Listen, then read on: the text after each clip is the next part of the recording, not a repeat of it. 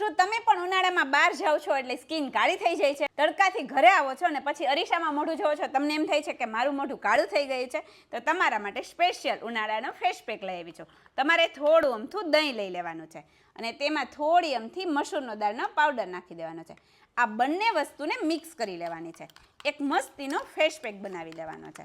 પછી તમને એમ થાય કે હજી થોડું ઢીલું છે તો પણ તમે નાખી શકો છો. આ બધી વસ્તુને તમે મિક્સ કરી લો એટલે એકદમ ફેસ પેક તૈયાર થઈ જશે. પછી તમારા ચહેરા ઉપર લગાવી દેવાનો છે. આ રીતે લગાવો અને 15 મિનિટ 10-15 મિનિટ તમે રહેવા દો એટલે તમારી સ્કિનમાં જે કાળા ડાઘ થઈ ગયા છે, તડકાના હિસાબે સ્કિન કાળી થઈ ગઈ છે અને જે લોકોને પિમ્પલ્સ થઈ ગયા હોય છે તેને પણ ફાયદો થવાનો છે. આ બધી વસ્તુ તમને એકદમ ગ્લો લઈ આવવાની છે.